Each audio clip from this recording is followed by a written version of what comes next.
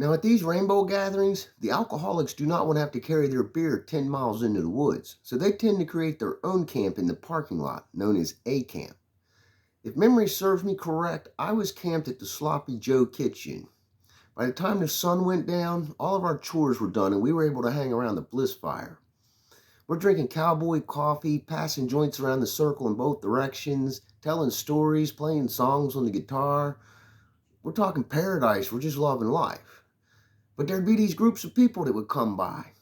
Excuse me, we want to bring focus to the Little Hawk problem.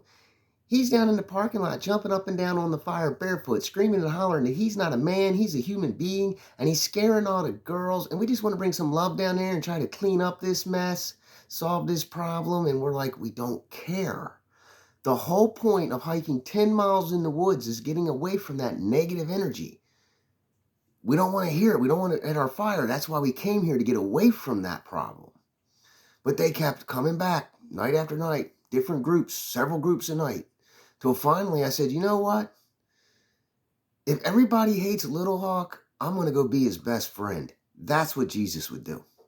So I packed up my gear. I went down the main trail back to the parking lot.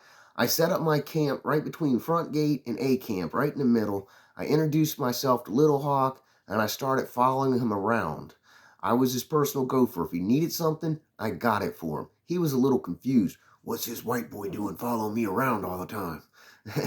Yeah, well, I listened to him though, because that's what he wanted. Nobody was listening to him. I listened to him and I learned a lot off of Little Hawk. For example, the alpha male of A camp is the alcoholic that can control his alcohol the best. If you're drooling over yourself, tripping over your own feet, you are not the alpha male. It was known as the Little Hawk problem because Little Hawk was the one that was able to control his alcohol the best. So it's dark out. Little Hawk whistles at me. He motions for the axe, so I toss him the axe. He hides behind a tree with the axe. I follow his lead. I get behind a tree. I'm like, what's going on? It must have been some kind of Sixth Sense Indian tracker thing going on, because it was 2 or 3 minutes before this pickup truck comes flying down the dirt road, slamming on the brakes in front of the A camp fire, kicking dirt and dust up everywhere. These guys holler out the window of the truck, "Hey man, where are all these naked hippie chicks swimming? We want to see this for ourselves." The guys holler back, "We don't know, but we got beer. Come drink a beer with us."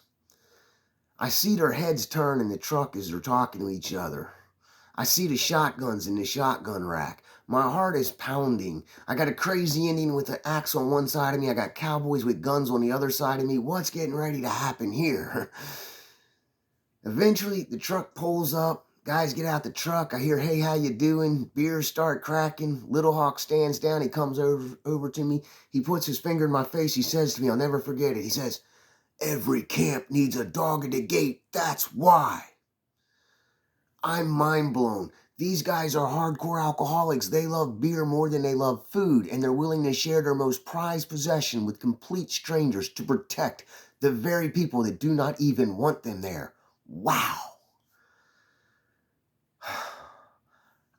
I was speechless.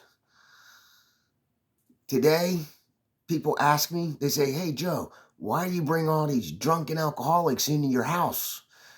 You know, these homeless guys sleeping on the park benches. Why do you bring them into your house?" So I can feed them. Duh. A dog will not bite the hand that feeds it, but it will bite the hand that doesn't. Thanks for watching.